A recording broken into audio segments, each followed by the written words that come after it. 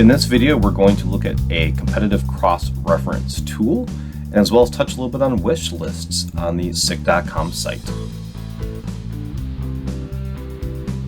To get started, we go to SICK.com, and we do need to log in. So you need to log in or register if you haven't done so already. So I'm going to log in here. That is an important part of getting into the next step, which is clicking back on that same person. Now it should be shaded in and clicking on my account, and there's all sorts of interesting things in here to take a look at inside of my account.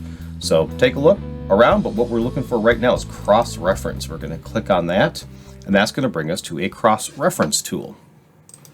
Now let's say in this case you want to look at something that we have, that SICK has, that is close to a IFS sensor. If you know the rest of the model number, maybe it's an IFS or IF0, whatever it is, you can type in the first 3 digits of all the different characters and pick which model it might be. If you only know the family, that's okay too. So we're going to go ahead and hit search.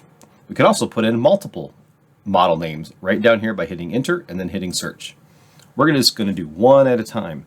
And so we look here and the SICK.com site comes back and says, hey, here's a product for you. It's going to just show you one. And now I want you to go over here and take a look at this best fit number. 84% or 84 points, maybe if you want to look at it that way. So we can hit edit fit.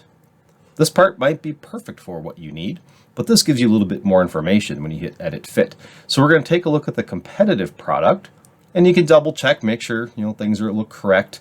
And then here's some of the SICK products that might work for it. And the parts in red are going to show us things that aren't exactly the same, that are different.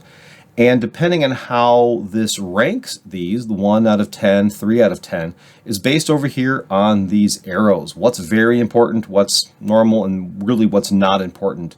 So as you go and change these, you can see the results change for the match and for the fit.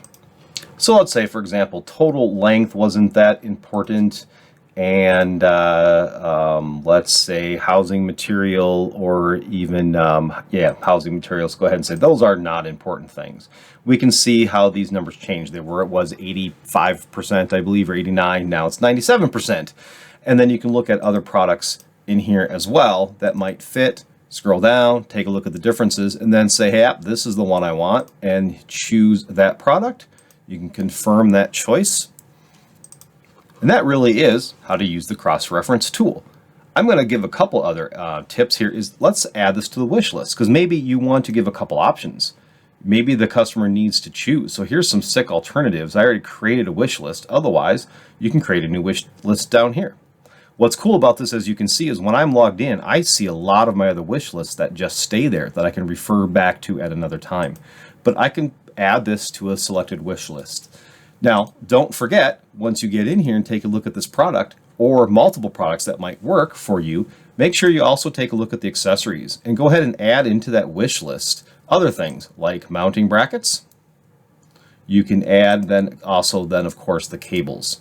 So you can grab a cable and you can also add that to a wish list. Now I'm probably going to see these duplicated here when we look at a wish list overview here, or that's what this tab is up here. I have 23 active wish lists. I can click on that. I can click on the wish list here. And I've already created it, like I said, to show that you can keep these things for other times. Now I've just added them again. So now I have 2 of them. But you can see here's a couple options. And here's the bracket. And there's the sensor again. And the cable.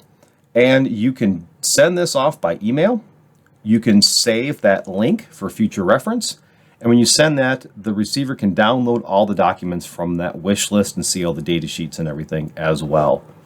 So thank you for listening, and I hope you enjoy this tool, the wish lists, and able to find the sensors you're looking for.